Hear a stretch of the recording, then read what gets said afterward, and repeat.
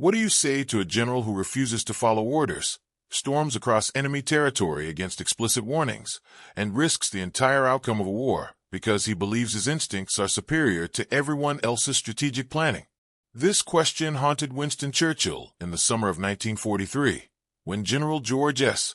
Patton, Jr., commander of the U.S. 7th Army, made a decision that would define not only his career, but the very nature of Allied cooperation during World War II. The setting was Sicily, the invasion known as Operation Husky, and the stakes could not have been higher. British forces under General Bernard Montgomery had meticulously planned their advance up the eastern coast of the island, expecting American forces to protect their flank and support their methodical push toward Messina. But Patton had other ideas. He wasn't interested in playing second fiddle to Montgomery, whom he viewed as overly cautious and obsessed with set-piece battles. What Churchill said in the aftermath of Patton's defiance would reveal the deep fractures within the Allied command structure, fractures that threatened to undermine the entire war effort against Nazi Germany. The story begins not with battlefield heroics, but with something far more dangerous: ego, ambition, and the collision of two fundamentally different philosophies of warfare. Before we dive deeper into this remarkable confrontation, I need you to do something. Subscribe to this channel right now. Hit that like button to help this story reach more people who need to understand how leadership really works under pressure. Share this video with anyone fascinated by World War II history, and leave a comment telling me what aspect of Churchill and Patton's relationship you find most compelling. Now, let's go back to July 1943, when the invasion of Sicily was about to expose a crisis that could have changed the course of history. The Allied invasion of Sicily began on July 10, 1943, with the largest amphibious operation yet attempted in the war, involving over 160,000 troops, 3,000 ships, and 4,000 aircraft. The plan, codenamed Operation Husky, had been months in preparation, forged through tense negotiations between American and British commanders who rarely saw eye to eye. General Dwight D. Eisenhower, the supreme Allied commander, had the unenviable task of mediating between Montgomery's British 8th Army and Patton's American 7th Army. Montgomery's plan was methodical and conservative. His forces would land on the southeastern beaches and advance up the coast toward Messina, the strategic port city at the northeastern tip of Sicily, where German and Italian forces could potentially evacuate to mainland Italy. Patton's Americans were assigned what many considered a secondary role, protecting Montgomery's left flank and securing the western portion of the island. For a man of Patton's temperament, this was intolerable. He had spent his entire military career preparing for decisive action, studying the campaigns of Napoleon and the ancient generals, convinced that speed and aggression were the keys to victory. The idea of being relegated to a supporting role while Montgomery claimed the glory of capturing Messina ate at him like acid. British military doctrine, shaped by the horrors of World War I, emphasized careful planning, overwhelming firepower, and the minimization of casualties. Montgomery embodied this philosophy completely. American doctrine, particularly as interpreted by Patton, valued initiative, rapid maneuver, and the psychological impact of bold action. These weren't just different tactics, they were different worldviews, shaped by different national experiences and different conceptions of what war demanded. Churchill understood these differences intellectually, but he was about to discover that understanding them and managing them were two entirely different challenges. The initial landings went better than expected, with relatively light casualties and rapid movement inland. But within days, the fundamental tensions in the Allied command structure began to surface. By July 17, 1943, Montgomery's advance had stalled in the face of determined German resistance around Mount Etna. The terrain heavily favored the defenders, with narrow roads winding through mountainous terrain where a handful of German tanks and well-positioned artillery could hold up entire divisions. Montgomery requested that Patton's forces continue their supporting role, maintaining pressure on the western flank, but not attempting any independent advances that might draw resources away from the main British effort. Patton received these instructions with barely concealed fury. He had just learned that the British had been given the primary road north, Highway 124, which offered the most direct route to Messina. The Americans were left with secondary routes through more difficult terrain. To Patton, this wasn't strategy. It was British arrogance and an attempt to claim credit for the campaign while relegating American forces to irrelevance.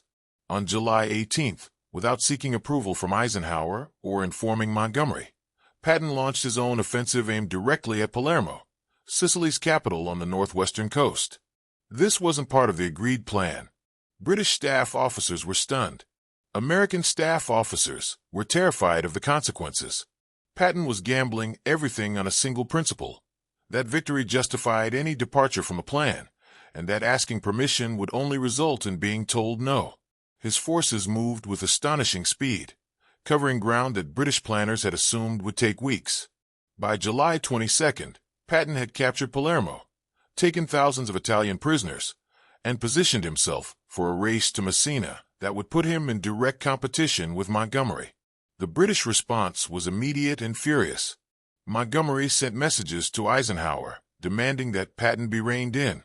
British field commanders complained that the American advance was creating gaps in the line and exposing flanks.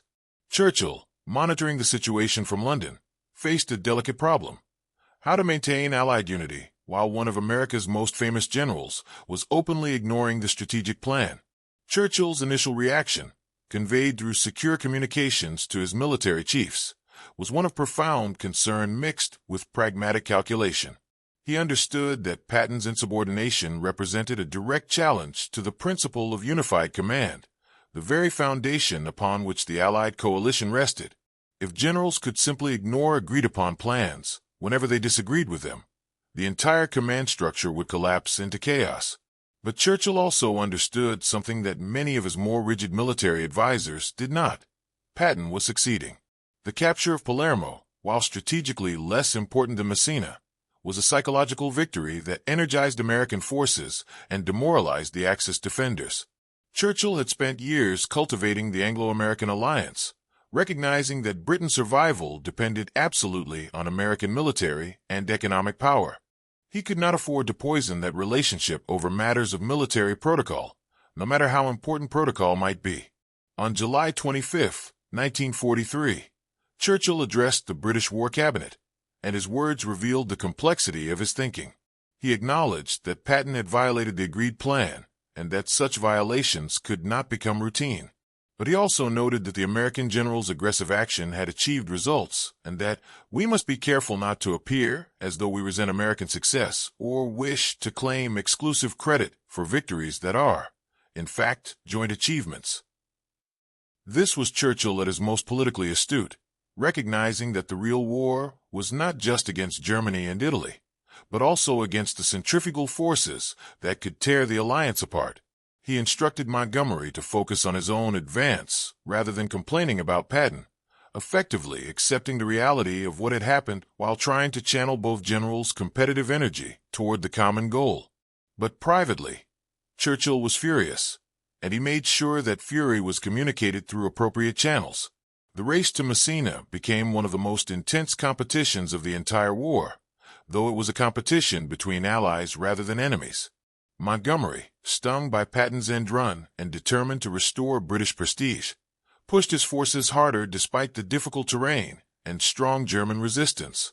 Patton, sensing that history was watching, drove his men relentlessly along the northern coast of Sicily, accepting higher casualties in exchange for speed. The Germans, under Field Marshal Albert Kesselring, conducted a masterful fighting withdrawal, delaying the Allies while simultaneously preparing for the evacuation of their forces across the Strait of Messina to mainland Italy. In London, Churchill watched this drama unfold with growing frustration. He recognized that the personal rivalry between Montgomery and Patton was diverting attention and resources from the strategic objective, which should have been trapping and destroying the German forces rather than simply capturing geography. On August 7th, Churchill sent a pointed message to General Alan Brooke, Chief of the Imperial General Staff, expressing his view that the American general's pursuit of personal glory has allowed the Germans to escape what should have been a complete encirclement. This was the heart of Churchill's criticism, not that Patton had been aggressive or that he had ignored British advice, but that his actions had been driven by ego rather than strategic necessity. Churchill believed that if Patton and Montgomery had coordinated their efforts properly, focusing on cutting off German escape routes rather than racing each other to Messina. They could have dealt a far more decisive blow to Axis forces. As it happened, the Germans executed a brilliant evacuation, withdrawing over 100,000 troops along with their equipment to fight another day in Italy. On August 17, 1943, Patton's forces entered Messina just hours before Montgomery's troops arrived. Patton had won the race, but at what cost? Churchill's answer to that question would shape Allied strategy for the remainder of the war. The immediate aftermath of the Sicily campaign saw Churchill walking a diplomatic tightrope. Publicly, he praised the Allied victory and the courage of both British and American forces. In a speech to Parliament on September 21, 1943, he described the Sicily operation as a triumph of Allied cooperation and military skill. But behind closed doors, Churchill's assessment was far harsher. In a private dinner with his inner circle, including Foreign Secretary Anthony Eden and General Brooke, Churchill reportedly said something that cut to the heart of the matter.